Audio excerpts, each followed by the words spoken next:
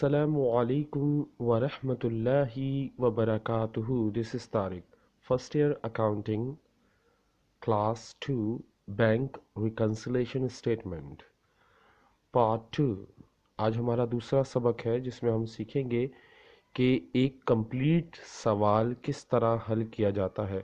इससे पहले मैंने आपको बताया था बैंक रिकन्सिलेशन क्या होता है और बैंक रिकन्सिलेशन के जो बैलेंसेस हैं उन्हें कैसे पुट किया जाता है।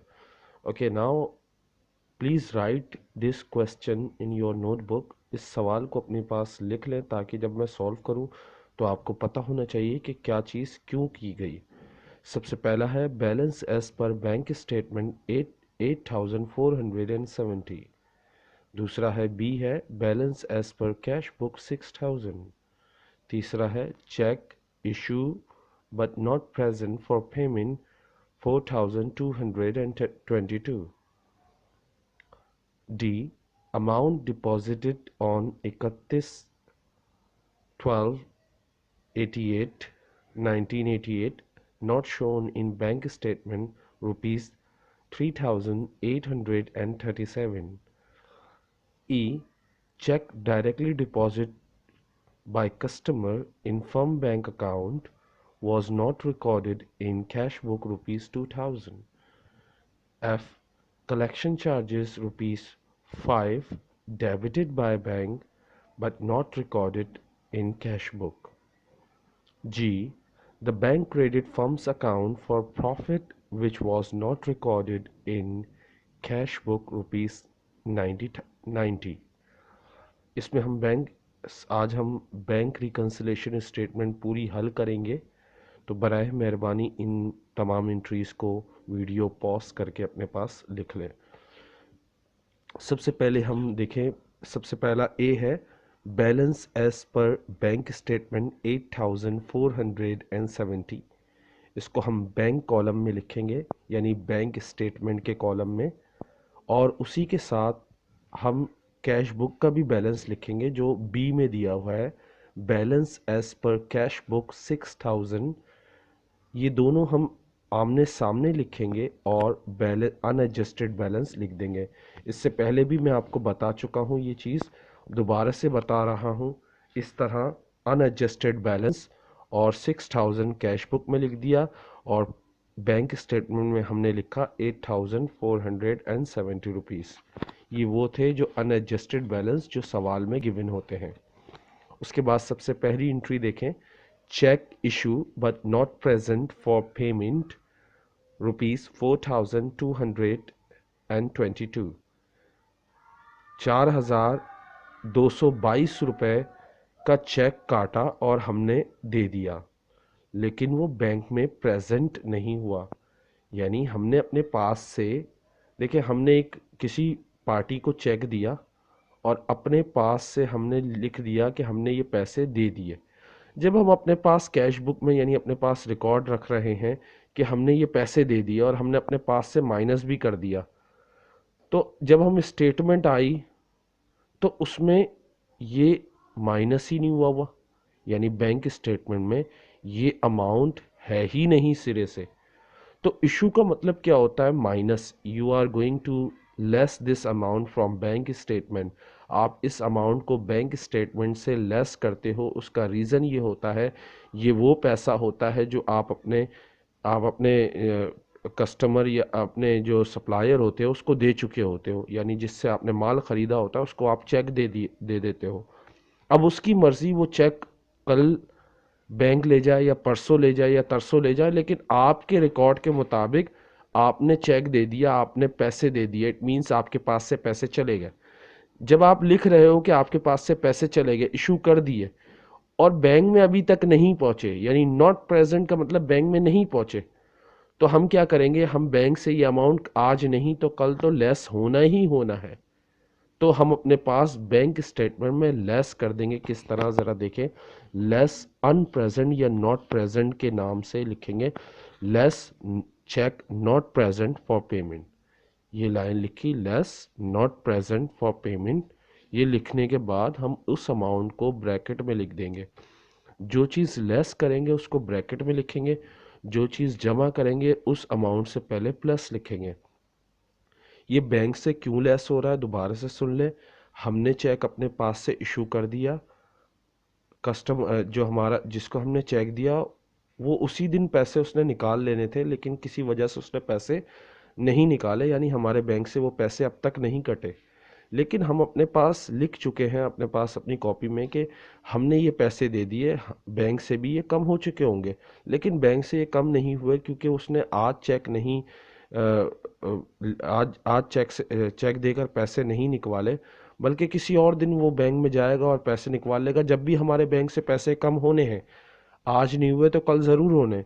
तो जो चीज़ कम होनी है उसे हमने कर दिया, चेक कर लिया, क्योंकि हमारे पास से हमने अपने पास से पैसे काट दिया, बैंक में नहीं पहुंचे, इट मीन्स कि कोई मसला हो गया, बंदा नहीं पहुंचा, या वो चाह रहा है कि मैं एक दो दिन बाद में जाकर पैसे निकाल लूँगा जब उसे ज़रूरत होगी। लेकिन हम अपने रिकॉर्ड के लिए, अपने बैलेंस के लिए, हम जो चीज़ दे चुके हैं उसको अपने पास से लेस कर देंगे, क्योंकि ये बैंक स्टेटमेंट में इसलिए नहीं आया क्योंकि वो बंदा वहाँ पहुँचा नहीं। बंदा वहाँ किस वजह से नहीं पहुंचा ये हमारा कंसर्न नहीं है। हमारा कंसर्न क्या है कि हमने पैसा दे दिया, जब हमने पैसा दे दिया तो हमारे पास से पैसा कट गया। वो पैसा किस शक्ल में दिया, चेक की शक्ल में, यानी वो बैंक में जाकर लेस होना था, यानी बैंक से इतना पैसा कट जाना चाहिए था, लेकिन उतना पैसा बैंक से नहीं कटा। इट मीन्स वो चेक बैंक में पहुंचा ही नहीं, वो चेक बैंक में पहुंचा ही नहीं। जब वो बैंक में पहुंचेगा तो लेस होगा। तो उसके लिए क्या होगा, हम इस रूल को कहते हैं अनप्रेजेंट नॉट प्रेजेंट। लिख लें अपने पास एक जगह, नॉट प्रेजेंट अनप्रेजेंट लेस होता है बैंक स्टेटमेंट से, जैसे मैंने लेस किया हुआ। हर रूल को एक हर रूल को इस तरह समझें कि जैसे हम जो चीज़ अपने पास जमा करेंगे वो बैंक में भी जमा होनी चाहिए। अगर बैंक में जमा नहीं है तो हम जमा कर देंगे। जो चीज़ हम अपने पास से लेस करते हैं वो बैंक में लेस है तो ठीक है, नहीं लेस है तो हम उसे लेस करेंगे, यानी माइनस करेंगे। जो चीज़ बैंक में आई है, हमारी इंफॉर्मेशन में नहीं लेकिन बैंक में जमा हुई है, तो हमें नहीं पता, जब हमें पता चलेगा तो हम उसे जमा कर देंगे अपने पास। और अगर बैंक से कोई चीज़ माइनस हुई है और हमें नहीं पता, जब हमें पता चलेगा तो हम उसे अपने पास से माइनस कर देंगे। यानी दोनों कॉलम में जो चीज़ हम कंफर्म हो जाए कि एक जगह से हुई है दूसरी जगह हमें करना ज़रूरी होगी।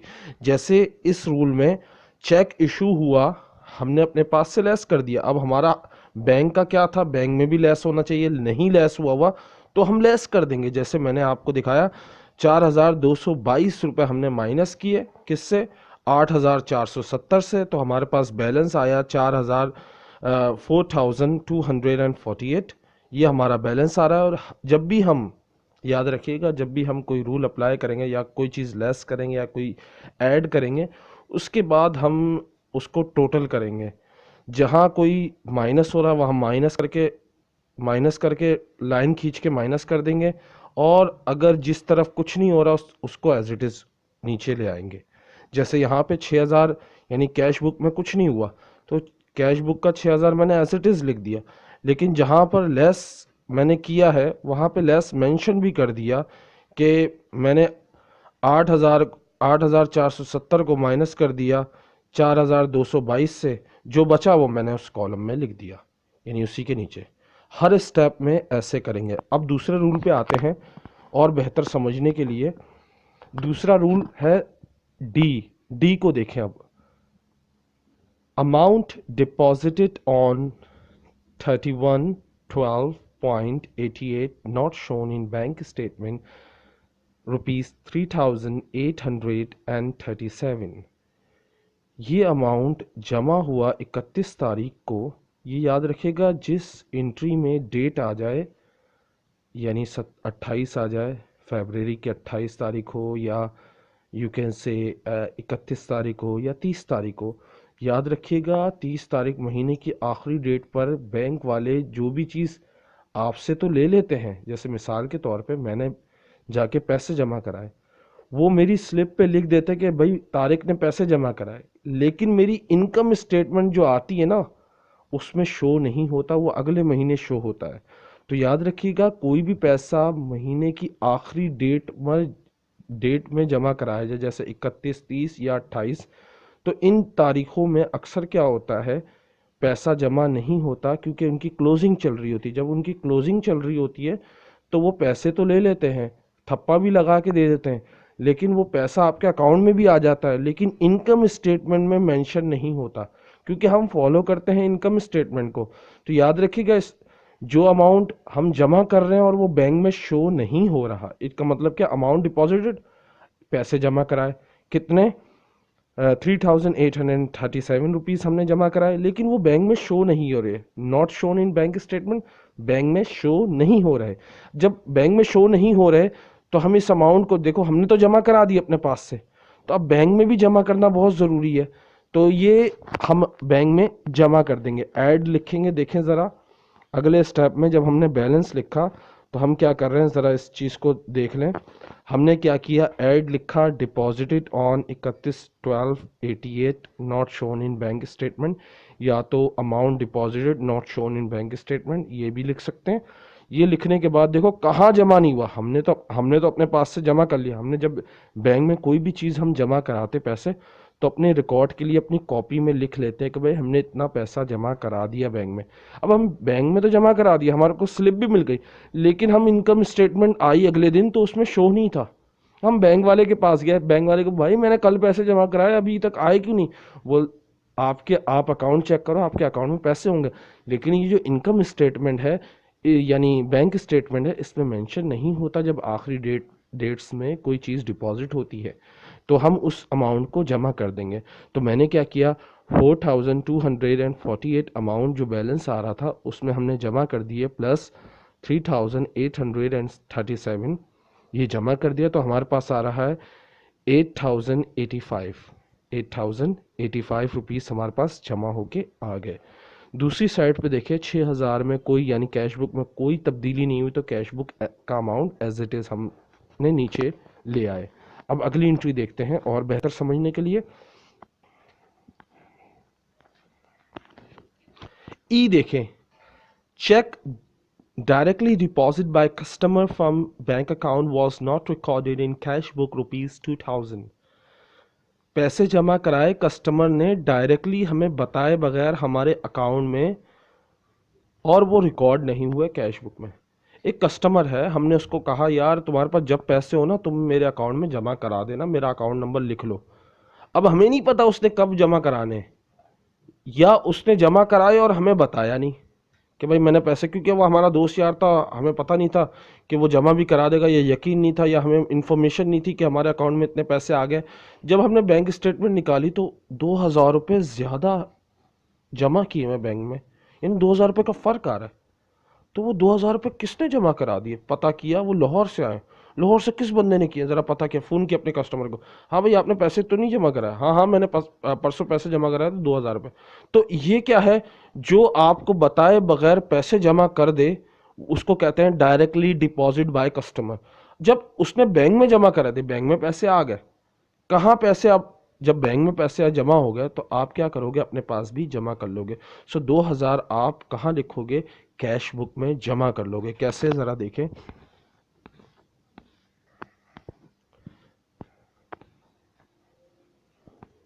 ज़रा देखें इस एंट्री को गौर से देखें। Add cheque direct deposit by customer, add मैंने अंडरलाइन किया, और cheque direct deposit by customer, customer ने डायरेक्ट मेरे बैंक में पैसे जमा करा दिए। जब बैंक में पैसे जमा हो गए तो मैंने अपने पास भी जमा कर लूँगा, यानी अपने रिकॉर्ड, वो कॉपी जहाँ बैंक में पैसा जो जा रहा होता है या आ रहा होता है मैं सारे रिकॉर्ड करता हूँ, वहाँ मैंने 2000 रुपये जमा कर दिए। 6000 रुपये मेरे पास पहले का बैलेंस था, 6000 में मैंने 2000 जमा कर दिए, मेरे पास क्या हो गया, 6000 में 2000 प्लस कर दिए तो 8000 हो गया, यानी 8000 हमारा बैलेंस हो गया। नेक्स्ट देखते हैं, कलेक्शन चार्जेस। याद रखिएगा कोई भी किस्म के चार्जेस हों, बैंक किसी भी किस्म के ज़कात चार्जेस हों, कलेक्शन चार्जेस हो, सर्विस चार्जेस हो, वट एवर, कोई भी चार्जेस बैंक चार्ज करता है, इट मीन्स कि बैंक आपके अकाउंट से पैसे काट लेता है। और वो क्यों काटता है, वो बेसिकली आपके लिए कोई सर्विस करता है, यानी कोई काम आपके लिए करता है तो उसके बदले में आपके पैसे काटता है, या उसका टैक्स होता है, या उसका आपने पैसे जमा कराए हैं तो उसकी पैसे रखने के भी पैसे कटते हैं। तो ये चीज़ बैंक काटता है हर महीने या साल में एक दफ़ा, लेकिन जब भी काटेगा तो बैंक ने तो काट दिया, लेकिन आपको नहीं, के पास इनकम स्टेटमेंट आई तो आपने देखा बैंक में कटे हुए, मेरे पास नहीं है। तो अब मुझे अपने पास दोनों अमाउंट बराबर करने हैं, यानी मेरा कैश बुक, यानी कैश बुक से मुराद मेरे पास अपनी जो मैं जहाँ रिकॉर्ड रखता हूँ कि मैंने बैंक में इतना पैसे जमा कराया, इतना निकाला, उसमें मैंने लिखा, उसमें अमाउंट लिखा, और यहाँ पे 90 रुपये का फ़र्क आ रहा है, यहाँ पे 5 रुपये का फ़र्क आ रहा है। क्यों फ़र्क आ रहा है 5 रुपये का? क्योंकि 5 रुपये बैंक ने काट लिए, किसी वजह से मैंने एटीएम से अमाउंट निकाला, तो एटीएम से अमाउंट निकाला तो मैंने, उन्होंने 5 रुपये काट लिए, और मुझे ये नहीं पता था उसने 5 रुपये काट लिए। जब मुझे पता चला उसने 5 रुपये काट लिए, तो मैं अपने पास से 5 रुपये काट लूँगा, अपने पास से मुराद कैश बुक से काट लूँगा। सो क्या होगा, ज़रा देखें। देखो यहाँ पे लिखा हुआ भी है, collection charges debited by bank, यानी बैंक ने काट लिए 5 रुपये, but not recorded in cash book. ये चीज़ कैश बुक में रिकॉर्ड नहीं किया आपने, क्योंकि आपको पता ही नहीं था, बैंक स्टेटमेंट में आई तो हमें पता चल गई। तो हम इस अमाउंट को कैश बुक में लेस कर देंगे। कैसे? देखें, लेस कलेक्शन चार्जेस 5, हमने 8,000 में 5 रुपये माइनस कर दिए, 8,000 में 5 रुपीज़ लेस कर दिए, हमारे पास आए 7,995। ये अमाउंट हमारे पास बैलेंस आया। दूसरी तरफ हमारे पास, हमने बैंक स्टेटमेंट में कोई तब्दीली नहीं की, तो 8,085 हमने एज इट इज़ नीचे लिख दिए। अब ज़रा देखें, अगले रूल पे आते हैं, last one G. The bank credited from account for profit which was not recorded in cash book rupees 90 rupees। Bank ने क्रेडिट किया है, क्रेडिट से मुराद होता है, बैंक क्रेडिट का मतलब होता है बैंक वाले ने बैंक में पैसा जमा किए। अब क्यों किए? प्रॉफिट। मिसाल के तौर पे हमारा सेविंग अकाउंट है या करंट अकाउंट नहीं होता, तो उसमें क्या होता है, सूद मिलता है। सूद को बेसिकली इंटरेस्ट भी कहते हैं, प्रॉफिट भी कहते हैं।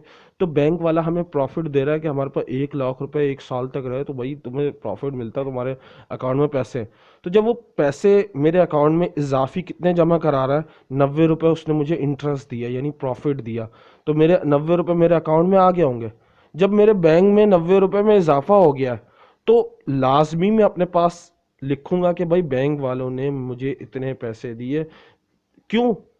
क्योंकि इंटरेस्ट, जब भी हमारा बैंक जब भी प्रॉफिट देता है, साल में एक दफ़ा ज़कात काटता है और साल में एक दफ़ा प्रॉफिट भी देता है। तो जब वो प्रॉफिट दे रहा है, तो हम अपने पास लिख देंगे प्रॉफिट मींस कि उसने बैंक में पैसा, आपके अकाउंट में पैसा आ गया। कितना पैसा आ गया? 90 रुपये। 90 रुपये बैंक में आ गए, इट मीन्स के 90 रुपये आपके अकाउंट में ज़्यादा हो गए। तो जब आपके अकाउंट में ज़्यादा हो गए 90 रुपये, बैंक वाले ने बोला ये प्रॉफिट है, तो आप अपने पास ऐड कर लोगे। याद रखिएगा, बैंक जो चीज़ जमा करती है हम उसे जमा कर लेते हैं, बैंक जो चीज़ माइनस करती है हम उसे माइनस कर देते हैं, जो चीज़ हम जमा करते हैं वो हम बैंक में जमा कर देते हैं, जो चीज़ हम माइनस करते हैं वो बैंक में माइनस कर देते हैं। तो इस वक्त बैंक में जो चीज़ जमा हो रही है उसे हम जमा कर रहे हैं, it means bank profit. Okay, इसको बैंक प्रॉफिट के नाम से हम कैश बुक में जमा कर देंगे। देखिए हमने कैसे किया, profit given by bank add किया, profit given by bank plus 90 rupees. So 7,995 में हमने जमा किया 90 रुपये, तो हमारे पास आया 8,085, यानी 7,995 में प्लस 90 हमने किया, तो हमारे पास आ गया 8,085, यानी दोनों बैलेंसेस बराबर हो गया। और ये आखिरी एंट्री थी। ये था एक मुकम्मल सवाल बैंक रिकन्सिलेशन का। इस तरह बैंक रिकन्सिलेशन करते हैं। अभी इसकी एंट्रीज़ बाकी हैं, और अभी एंट्रीज़ बनाने से पहले मैं 2-4 सवाल ऐसे और करूँगा ताकि आपकी प्रैक्टिस हो जाए। याद रखिएगा, आप इस सवाल को लिखें और इसकी प्रैक्टिस करें। इन रूल्स को अपने पास लिख लें कि नॉट प्रेजेंट का मतलब होता है less in bank statement, direct deposit by customer का मतलब होता है ऐड इन कैश बुक, और deposit but not shown in bank statement का मतलब होता है बैंक स्टेटमेंट में जमा करना। कलेक्शन चार्जेस का मतलब लेस कैश बुक, और प्रॉफिट गिवन बाय बैंक का मतलब ऐड कैश बुक। ओके, ये रूल्स अपने पास लिख लें तो ज़्यादा बेहतर है, ताकि आपको बार बार अगर भूल भी जाए तो आपके जहन में हो। सो इंशाल्लाह अगली क्लास में मिलते हैं अगले सवाल के साथ। दुआओं में याद रखिएगा। अस्सलाम वालेकुम।